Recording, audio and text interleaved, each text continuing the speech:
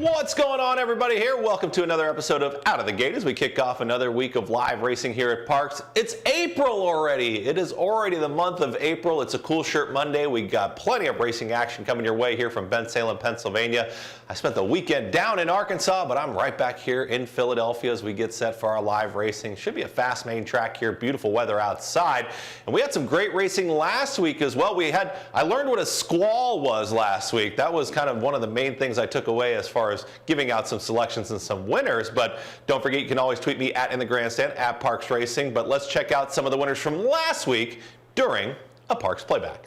Parx Playback, here we go. Fleeterthan continues her big season at Parx as she has been ultra consistent for trainer Michael Moore. Not the director, the trainer.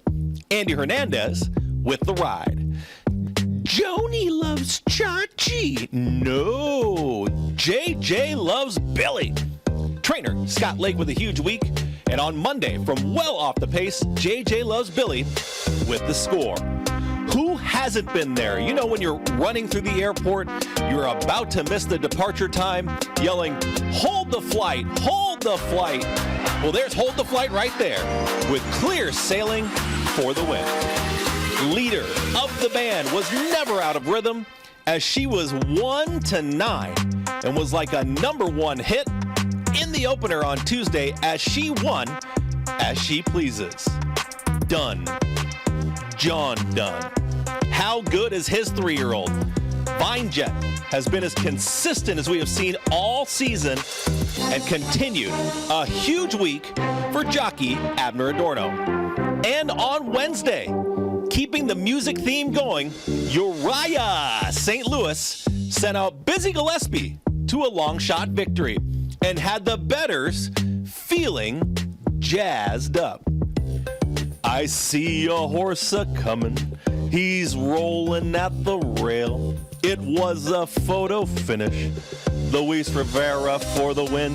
He runs the line.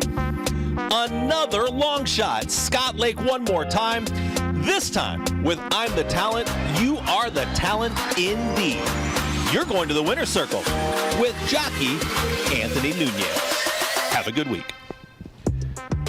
Congratulations to all the connections, all the winners last week. Looking forward to some big performances this week as well as we get some nice weather and some good racing action here. 11 races today. Let's get into handicapping and taking a look at the card. $5,000 claiming mile and 70 yards is the distance in race number 1. One scratch in there. I'll get full scratches and changes for you here in just a bit when we get those to you. But the number 6 here towards the outside in Big City Route, it looks like it's a 2-horse race to me.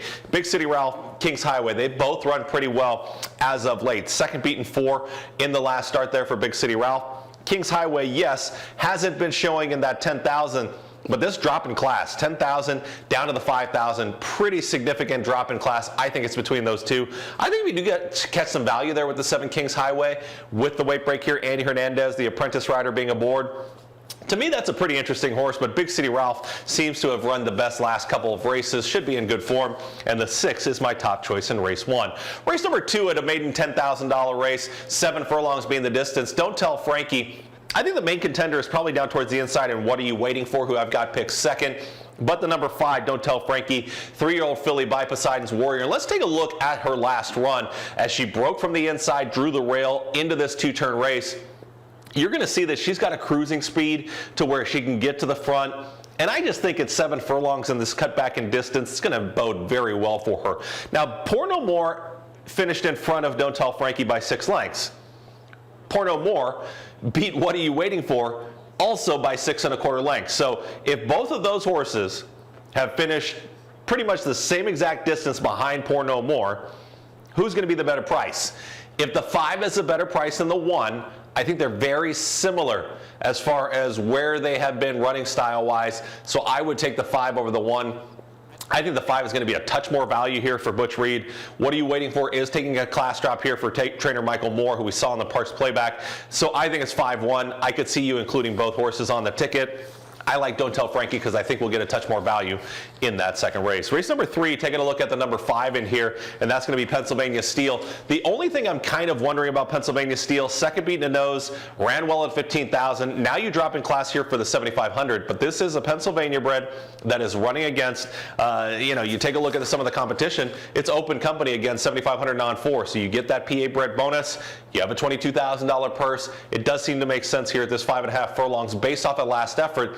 Pennsylvania Steel is going to be your favorite. We'll see what happens there in that third race. Hey, don't forget, tell your friends and family we keep climbing those numbers on that YouTube channel. Tell your friends, hit that subscribe.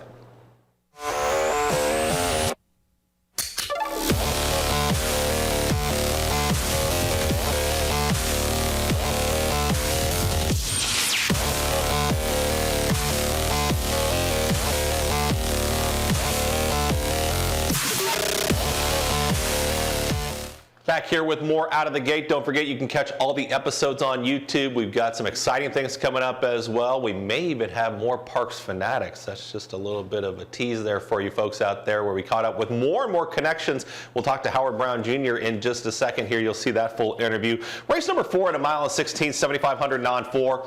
When you're taking a look at this race, Load Up Mo, again, consistent enough, has run the best last couple races, 2 starts back, wins at the 7,500 on 3, draws away and wins by 4 lengths.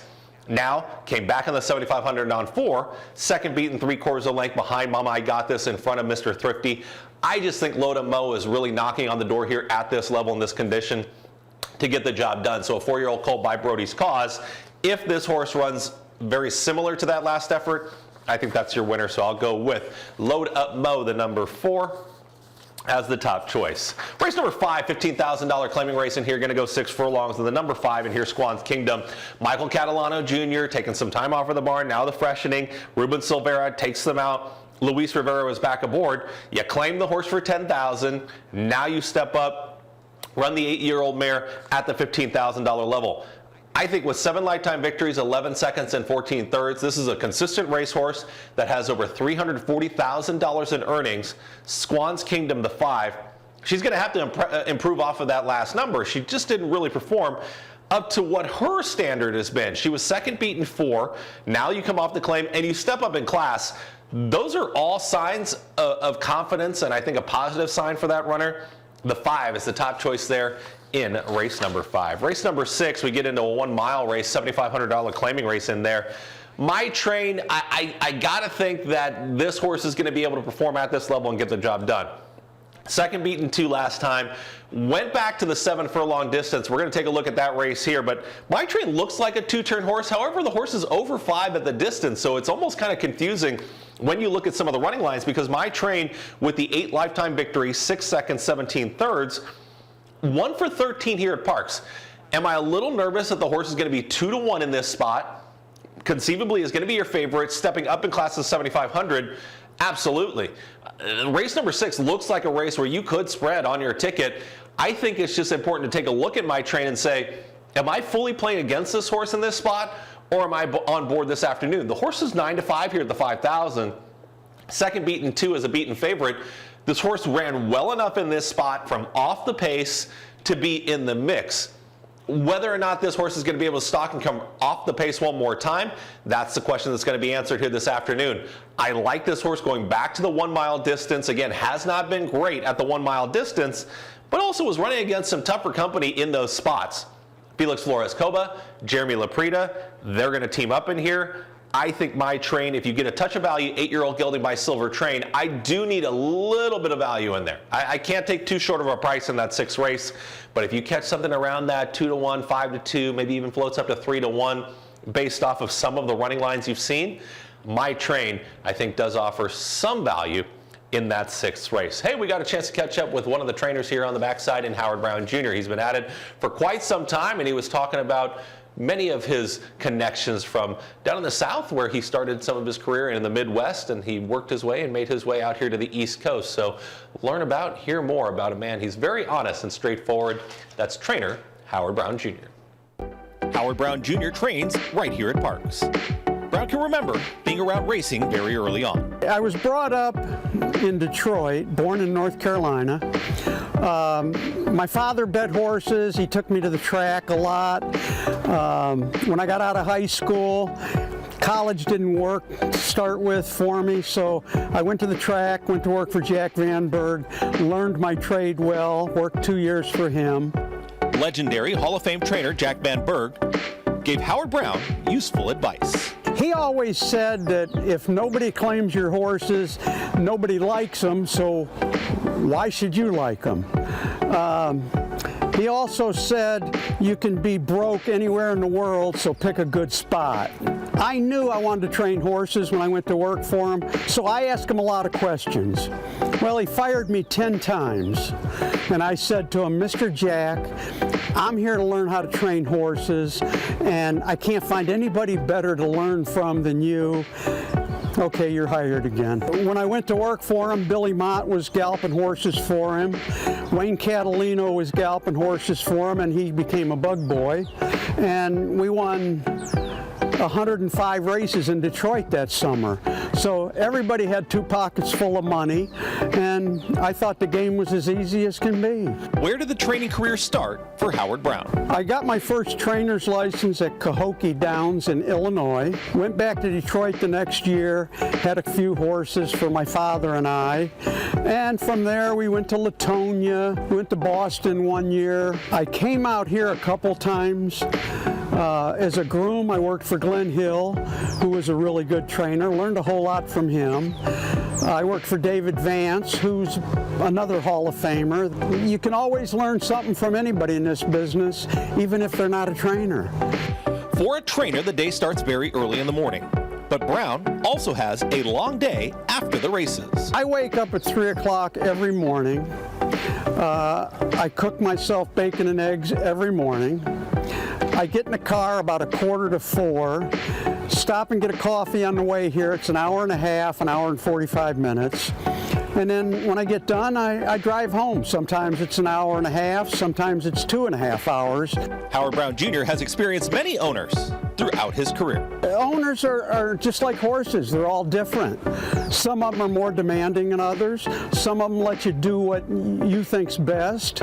And you know, some of them pay you on time, some of them don't pay you at all. Brown and his communication with the jockey starts in the morning, but he keeps it simple before the race. Well, I try to use really good riders.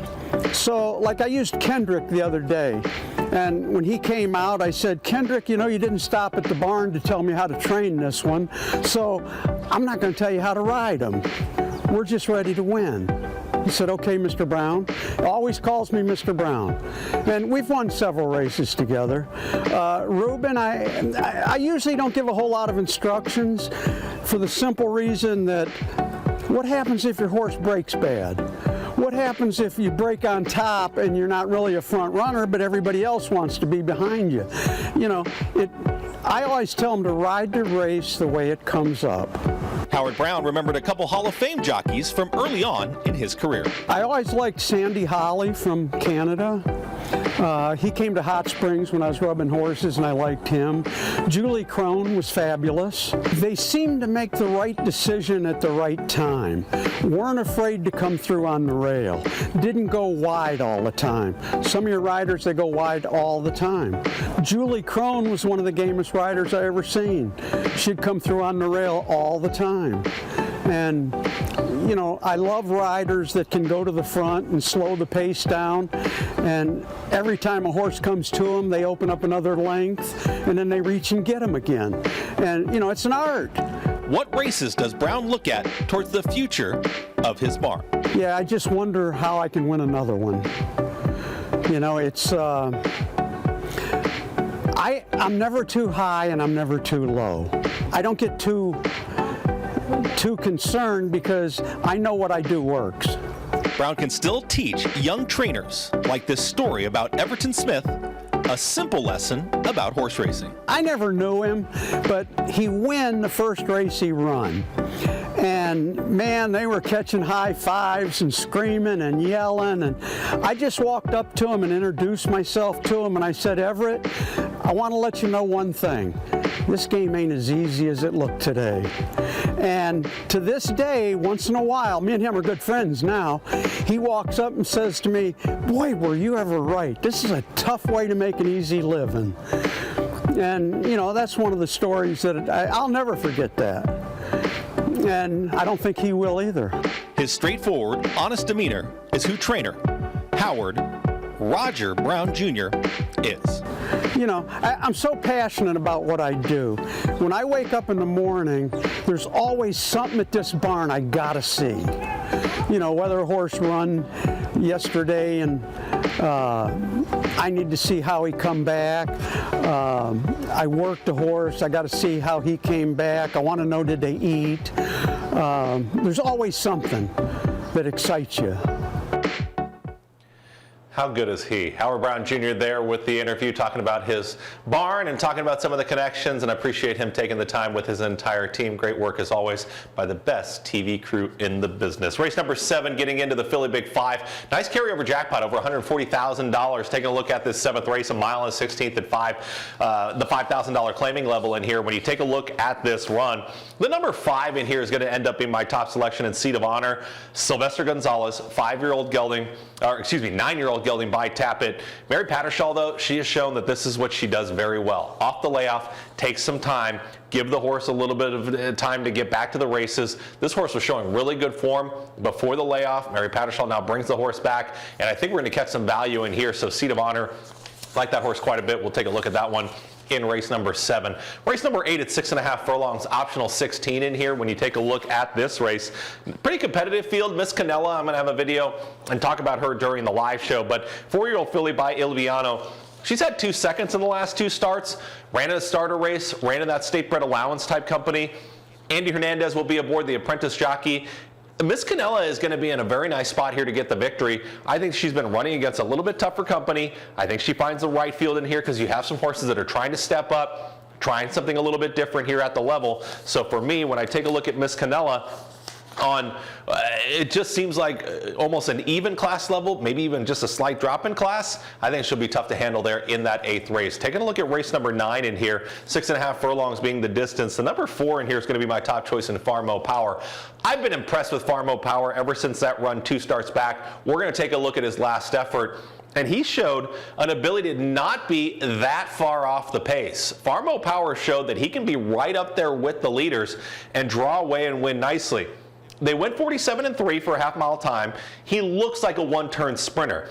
Lou Linder Jr., Dexter Haddock, they've been teaming up on this runner, and he's just been continuing to progress. I think he's got room to grow. He's a 4-year-old gelding, a Pennsylvania bred, that is just showing that he's got some really good form right now at the level, and I think that he's going to have a big season. I've been saying that ever since he was making his comeback as well. So we'll see how he performs. He's got to go back out there, and he's got to get it done again today. But I think Farmo Power, the number 4, I like him quite a bit in that 9th race. Like the horse last week as well. She got bet down quite a bit, but let's take a look at our performance of the week.